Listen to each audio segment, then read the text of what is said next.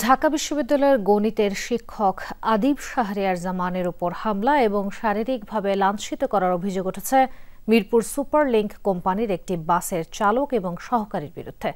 বিকাল ৫টার দিকে মিরপুর ১১ নম্বর এলাকায় এ ঘটনা ঘটে বলে অভিযোগ করেন আদিব শাহরিয়ার জামান। এ ঘটনার প্রতিবাদে তাৎক্ষণিক ওই কোম্পানির ১১টি বাস আটক করে ঢাকা বিশ্ববিদ্যালয়ের গণিত বিভাগের সামনে নিয়ে যান ক্ষুব্ধ শিক্ষার্থীরা। সামাজিক মাধ্যমে দেওয়া এক স্ট্যাটাসে আদিব শাহরিয়ার জামান জানান, শাহজালাল বিজ্ঞান ও প্রযুক্তি বিশ্ববিদ্যালয়ের বি ইউনিটের ভর্তি পরীক্ষার দায়িত্ব শেষে মিরপুর রুটের ৩৬ নম্বর বাসে করে ফিরছিলেন তিনি।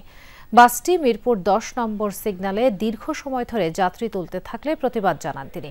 এ সময় চালক ও সহকারী তার উপর চড়াও হয়।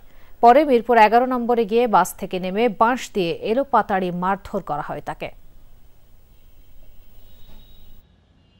নামানোর পরে যেটা করেন যে ড্রাইভার এবং হেল্পার দুইজনই নামার পরে এখানে আশেপাশে বাঁশ বা এই জাতীয় কিছু ছিল যেটা দিয়ে স্যারকে মারা হয়, মাথায় আঘাত করা হয় এবং স্যার সেন্সলেস হয়ে যান। ওখানে স্যারের ওয়াইফ ছিল বলে আল্লাহ বাঁচাইছে আলহামদুলিল্লাহ। এইখানে ছিলেন হচ্ছে উনি ঢাকা ইউনিভার্সিটি একটা টিচার, উনি ওনার এক্সাম ঘাট দেওয়ার পরে এই ব্যাপারটা যাচ্ছিলেন, এই কাহিনীটা হয়েছে। এখন এইটা তো আমাদের কোনোভাবেই কাম্য না। আপাতত পুলিশ কোনো করে না, অ্যাকশন নেয়নি। আর আমাদের অ্যাসিস্ট্যান্ট প্রক্টর স্যার আর আরও যারা টিচাররা রয়েছে তারা উপরে মিটিং করতেছে, তারপর পরবর্তী সিদ্ধান্ত হয়তো জানানো হবে।